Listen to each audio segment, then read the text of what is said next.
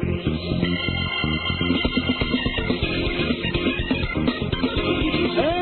and welcome to Sports Talk 1240 here on WTVD 1240 AM. Spanky here, Jefferson here, and Adam Kern on the other side of the glass. Adam, how are you today? Great. Jeffrey, how are you today? Let's see. I would have been a lot better if a few hours ago something would have happened differently, but that's all right. That is quite okay. Damn Canadians. Phone number is 631-888-8811. You can always check us online on sportsradionewyork.com. Okay, we'll start with the Olympics, obviously. 2 weeks of the as we discussed outside before in the studio, 2 weeks of the mini-series of the Winter Olympiad. What is it, 26th now? Or 21st? I forget. 21st. That was 21st. the 21st Winter Olympiad. Mm-hmm. From Vancouver, the city where it didn't snow for the first week. And then, like, the second week, it was just pouring on. According to a guy from the Weather Channel, it actually snowed more in Mobile, Alabama during the 16, 17 days of the Olympics than it did in Vancouver. That lets you know. That's got to be a record. Yeah, I mean, that's chaos on both ends. Yeah. You know, down south, they don't do well with the snow and the ice and stuff. My sister lives outside of Seattle. Okay. Last year, now they're known for the rain. Yeah. Last year they got hit with this major blizzard. Okay. Nice. Their whole entire Department of Sanitation only had one snowplow for the city for the whole city of Seattle. Okay. and this is only a few hundred miles away from Vancouver. It's not even that far from Vancouver. It's just far. Right. I mean, Vancouver's closer to Seattle than it is any other Canadian city.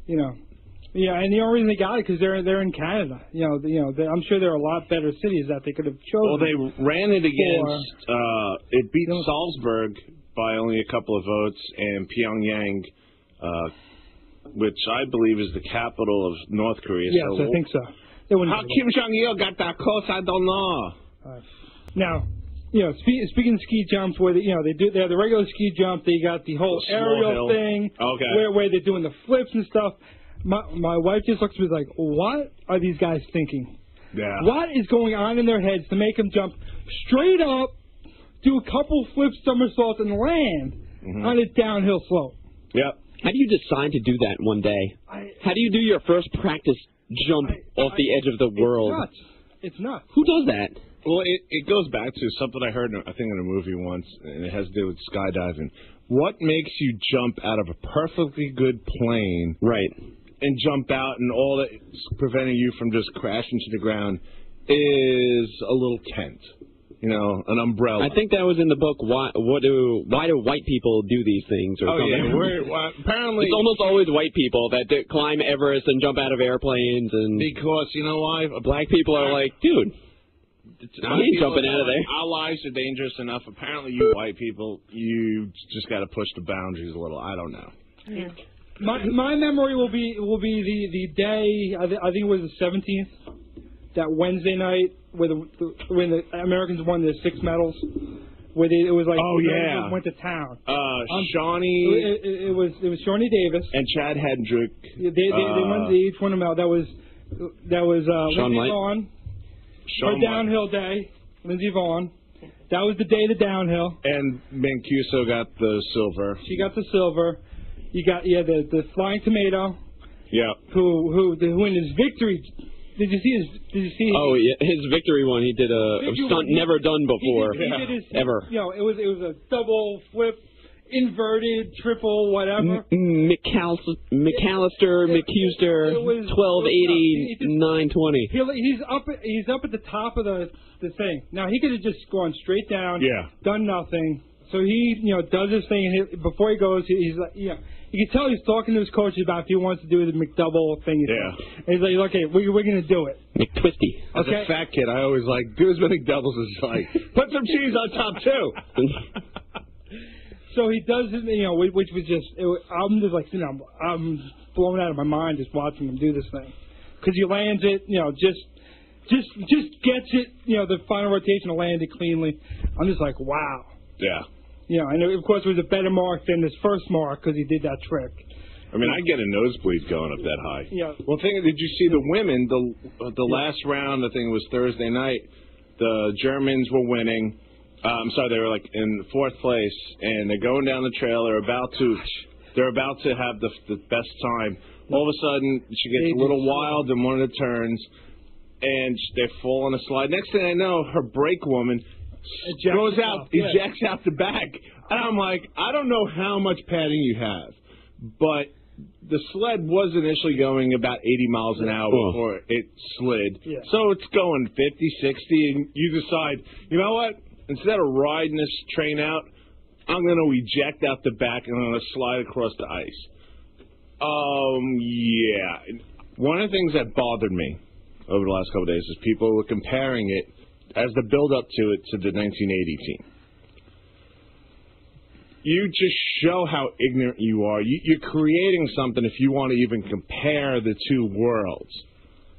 Back what hockey was then to what it is now. And I'll still say you cannot beat, amateurs beating veterans. Especially that team had destroyed NHL teams. They had destroyed the All-Star teams. They had destroyed the NHL teams. The only team that beat them was Philadelphia. And I guess they probably got scared as hell. Broad Street bullies.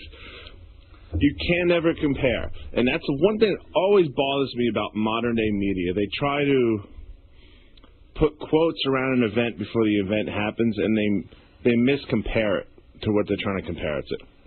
And you cheapen the original event. I don't know. I love the game today. I think it was very exciting. But I still say we're talking about greatest Olympic moments. By far. So I still remember it today. Friday, the Soviet game. Sunday afternoon, the game against Finland. You think about it. And this is a story I found out a couple years ago.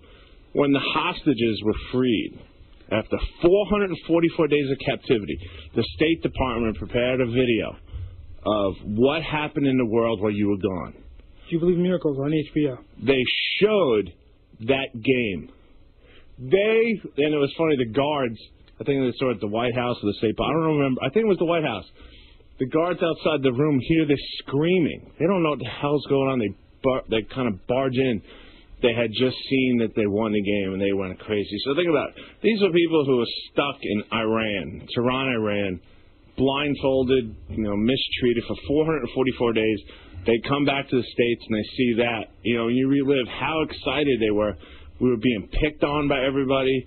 The big, nasty Soviet Union, went back, and that's when they had Brezhnev back then, the big bear of Russia. We were petrified. We had Carter, that moron peanut farmer, schmuck. Tell us how you really feel. For those who don't, and you can say whatever you want, Carter was worse than Bush. That's how bad Carter was.